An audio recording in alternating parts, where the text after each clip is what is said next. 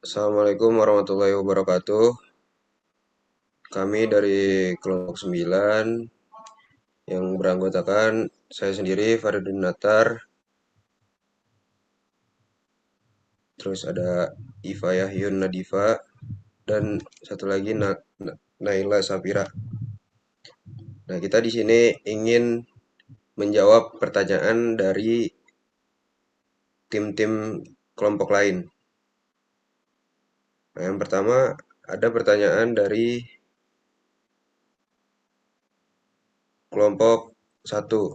Itu bagaimana cara tim mengukur bahwa konten yang dibuat benar-benar meningkatkan kesadaran lingkungan Gen Z, bukan hanya mendapatkan banyak viewers atau likes?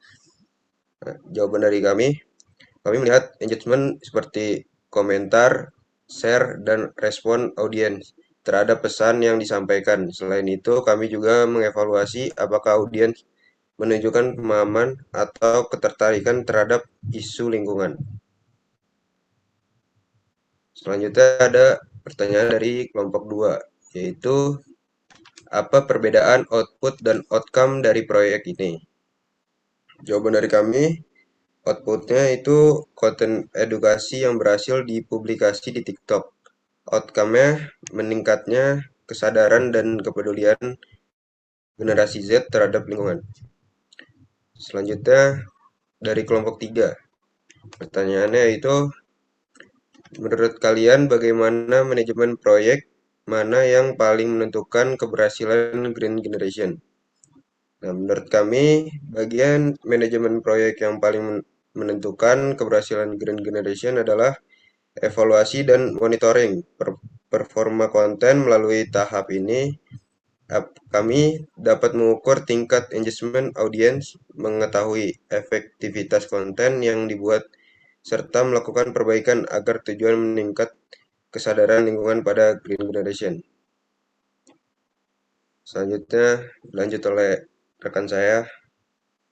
Selanjutnya yaitu ada pertanyaan dari kelompok 4, yang dimana pertanyaannya yaitu pada fase pelaksanaan hanya diberikan waktu 2 minggu. Bagaimana jika proses editing atau revisi konten memerlukan waktu lebih lama dari yang direncanakan? Jawaban yang kami beri yaitu kami melakukan pembagian tugas yang jelas sejak awal dan membuat timeline yang terstruktur sehingga revisi dapat dilakukan tanpa mengganggu keseluruhan jadwal proyek. Next.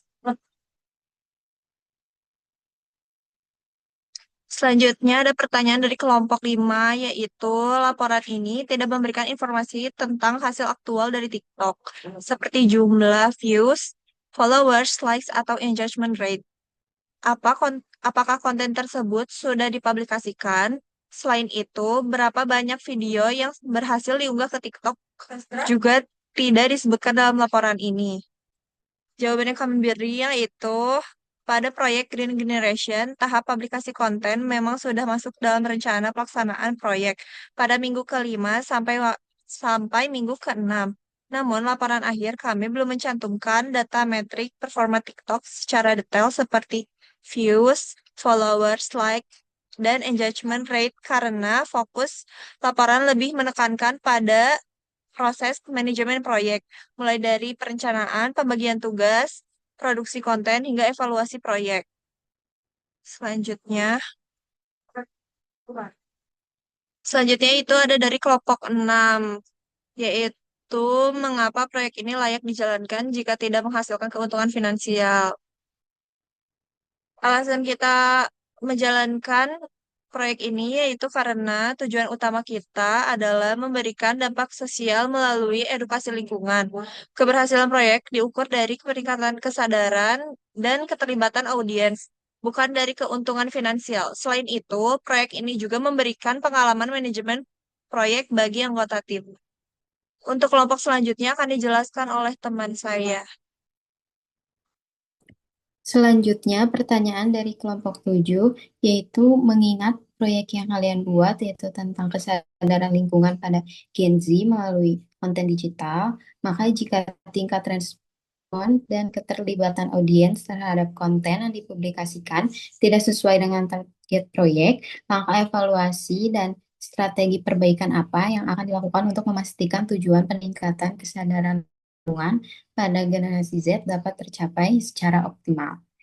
Di sini kami akan mengevaluasi data engagement seperti views, likes, komen, dan share untuk mengetahui penyebab rendahnya respon audiens. Setelah itu, kami melakukan perbaikan dengan mengikuti tren TikTok yang relevan, membuat konten lebih interaktif, memanfaatkan feedback audiens, serta meningkatkan kualitas visual dan editing.